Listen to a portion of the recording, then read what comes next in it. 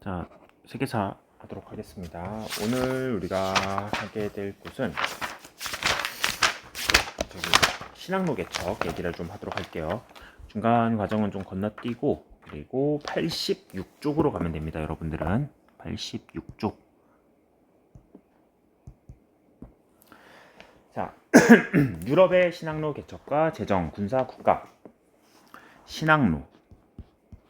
이제 유럽인들이 해외로 진출하게 됩니다. 바다를 통해 가지고 바다 건너에 새로운 세상으로 진출을 해 나가는 과정을 우리가 신학로 개척 이렇게 불러요. 그 배경부터 좀 보도록 할게요. 왜 이들은 신학로 바다를 이렇게 뻗어 나가게 되었는가? 먼저 배경. 첫 번째로 그 십자군 전쟁 이후 뭐 다양한 향신료, 아시아 이런 상품들이 들어옵니다. 비단 같은 거. 그래서 아시아 그 상품에 대한 수요가 증가하게 돼요. 사람들이 아시아 상품에 관심을 갖게 되죠. 그리고 당시 그 마르코 폴로라는 사람이 있는데 이 사람이 원나라에 다녀왔거든. 중국 원나라에 가서 관리 생활을 했던 사람이에요.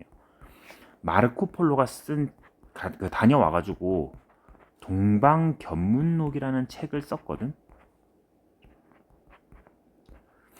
마르코 폴로의 이 동방견문록이 당시 대히트를 칩니다. 유럽 사회에서 이 책이 히트를 치면서 사람들이 동양에 대한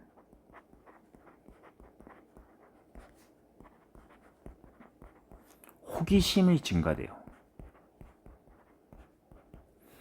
동방 세계에 대해서 마르코 폴로의 책을 보고서 동양 세계에 대한 호기심을 증가를 갖게 됩니다. 그리고 존 맨더빌이라는 사람이 뭐 맨더빌 여행기 이런 걸 쓰기도 했어요. 한 명 더. 이 사람은 뭐 사실 자주 나오는 사람은 아닌데 교과서에 있으니까 맨더빌의 맨더빌 여행기.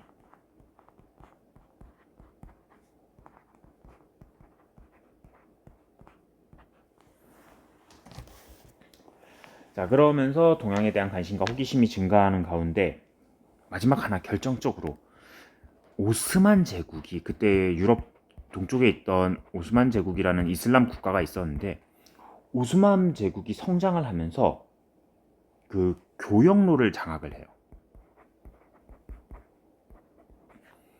유럽인들의 입장에서는 이제 동방 뭐 중국 이런 데 물건을 사려면 너무 비싼 값에 사야 되는 거야. 그래서 동양과 직접 교역하려는 욕구가 커집니다.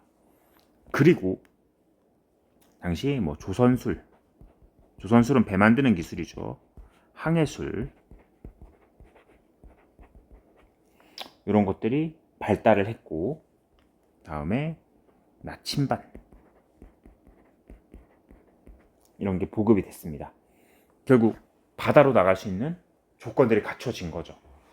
이제 이들은 바다로 진출을 합니다. 대표 국가가 둘이 있습니다. 하나는 에스파냐, 우리가 지금은 스페인이라고 부르죠. 그리고 포르투갈.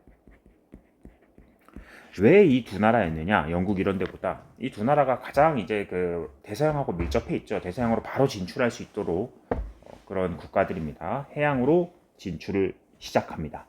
특히 에스파냐랑 포르투갈은 지중해 쪽이랑은 좀 거리가 있지. 지중해랑은. 그래서 이들은 새로운 신항로 개척에 누구보다 관심이 있을 수밖에 없어. 지중해 무역에서 자기들은 이렇게 사이드고 소외되어 있으니까. 대표적인 그 항해가들 이름과 그들이 각각 어떤 일을 했는가 좀 여러분들은 기억을 해야 됩니다. 바르톨로메우 디아스,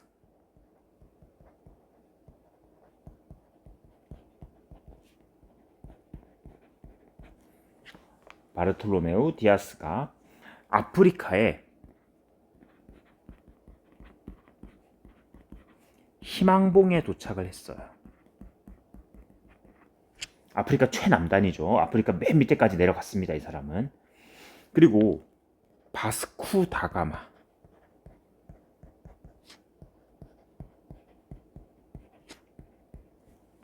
바스쿠 다가마는 희망봉을 돌아가지고 인도까지 갑니다.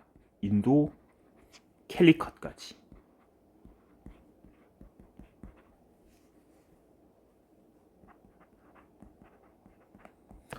그런데 이 항해로는 아프리카를 이렇게 삥 돌아서 가는 방법이죠. 여기에 대해서 새로운 생각을 하는 사람이 있었습니다. 에스파냐의 후원을 받았던 크리스토퍼 콜럼버스죠. 콜럼버스는 이거 아닌 것 같아. 지구는 둥글다. 그래서 서쪽으로 가면 될 것이다. 이 사람은 남들은 다 동쪽으로 갈 때 대서양을 횡단합니다. 대서양만 건너면 인도가 있을 것이다. 콜럼버스는 저 존재를 몰랐던 거죠. 아메리카 대륙의 존재를. 그래서 아메리카 대륙을 발견합니다. 근데 콜럼버스는 죽을 때까지 여기가 아메리카라고는 몰랐어요. 콜럼버스는 자기가 인도에 왔다고 믿었습니다. 아메리카 대륙에 도착을 했다. 예전에는 이거 뭐 신대륙 이렇게 불렀는데 사실 신대륙은 아니지. 원래 원주민들이 살고 있었는데 유럽인들의 시각에서야 신대륙이지. 사실 원주민들한테는 옛날부터 자기네가 살던 고향이잖아. 그러니까 신대륙이란 표현은 좀 유럽 중심주의적인 그런 방법으로 신대륙이라고 하는 거고, 신대륙이라기보다는 그냥 아메리카 대륙을 발견을 했습니다. 그래서 콜럼버스가 발견한 땅을 갖다가 서인도 제도라고 부르기도 해요.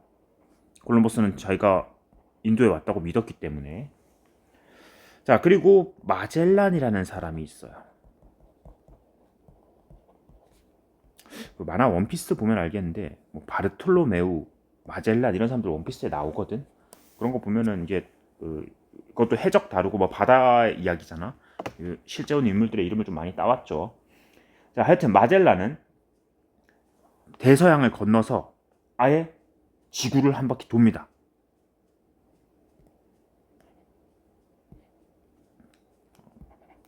세계 일주. 근데 엄밀하게 얘기하면 마젤란은 못 돌았어요. 마젤란은 죽었습니다. 중간에. 이 사람이 필리핀까지 갔다가 필리핀에서 사망했습니다. 거기 부족들의 싸움에 휘말려 가지고 마젤란은 죽었고, 그 일행들이, 그 밑에 선원들이 계속해서 와가지고 지구를 한 바퀴 이렇게 돌면서 지구 구형설을, 지구가 동그랗다, 계속 서쪽으로 가면은 한 바퀴 돌 수 있다, 이거를 실제 입증을 해낸 사람들입니다. 마젤란의 그 선원들이 입증을 해냈죠.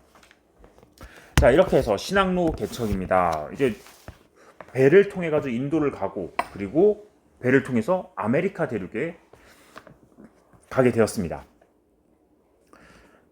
자, 그러면 그로 인해서 어떤 변화가 나타났느냐? 유럽의 팽창. 그동안 유럽은 뭐 중국이나 이런 데에 비해서는 그렇게 압도적인 나라가 아니었어. 근데 어떻게 해서 유럽은 강대국이 되었느냐? 일단 포르투갈부터. 포르투갈은 그 아시아의 교역망에 참가합니다. 아까 여기 뭐 바스코 다가마가 인도까지 가고 뭐 했지. 거기서 더 가서 일본까지. 포르투갈은 동아프리카에서 일본에 이르기까지 그 해로를 장악합니다. 그래서 우리나라랑도 이게 관련이 되는 게, 포르투갈인들이 이때 일본에 무역을 하면서 뭘 전해줬느냐? 조총을 전해줬어요. 이때 일본에다가. 이 조총은 임진왜란 때 우리나라에 쳐들어올 때 일본이 사용한 무기가 되죠. 이 해로를 장악하고 포르투갈인들은 향신료 무역을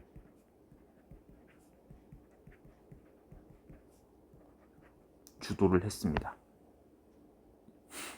향신료 무역을 주도했다. 특히 이때 후추,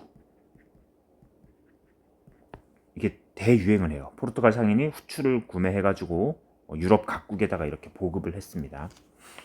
에스파냐는 어땠느냐? 포르투갈의 라이벌이었죠. 에스파냐는 아메리카 대륙에 진출을 했죠. 콜럼버스가 에스파냐의 지원을 얻었거든. 콜럼버스 자체는 이탈리아 사람인데 이탈리아의 지원을 얻지 못했고 에스파냐의 지원을 얻었습니다. 이걸 안 썼구나. 아까 디아즈하고 그 바스코 다가마는 포르투갈 사람이고 콜럼버스는 에스파냐의 지원을 얻었어요. 자, 하여튼 에스파냐는 이때 아메리카 대륙을 점령합니다. 원래 아메리카 대륙에도 국가가 있었어요. 아즈테카 제국하고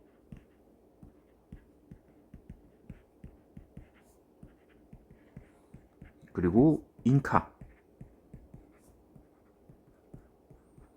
이런 나라들이 있었는데 여기를 다 정복해 버립니다. 그리고 그곳에서 그 에스파냐인들은 여기서 금과 은을 개발하기 시작해요.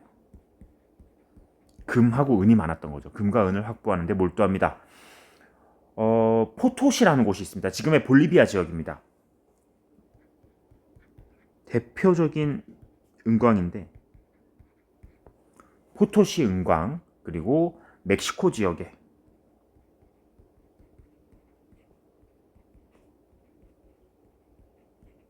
은광을 개발해요. 특히 포토시 은광 같은 경우에는 당시 전 세계 은 생산량의 50% 정도를 생산을 했대요. 그 정도로 큰 은광이었습니다. 자, 그럼 에스파냐인들이 이 금하고 은을 개발해서 자국으로 가지고 오죠.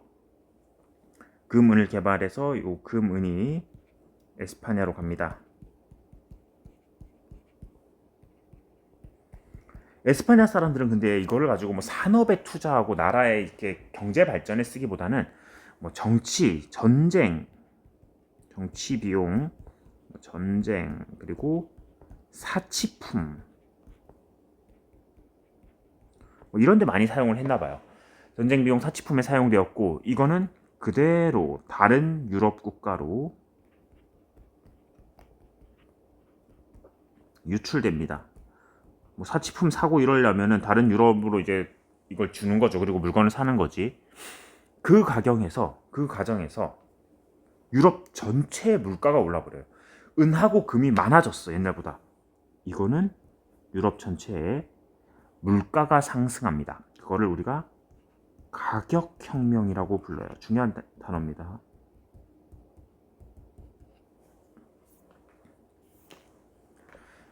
가격혁명이라고 해가지고 유럽 전체에 이렇게 물가가 상승하는 그런 변화가 나타나게 됩니다.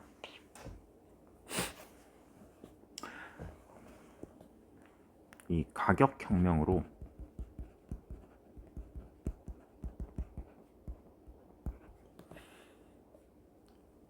물가가 상승하니까 물건을 파는 상인하고 제조업자들은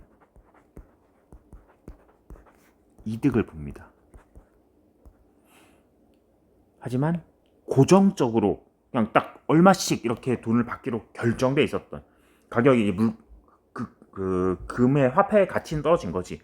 그러니까 딱 고정된 화폐 시대를 봤던 지주들은 손실을 입어요.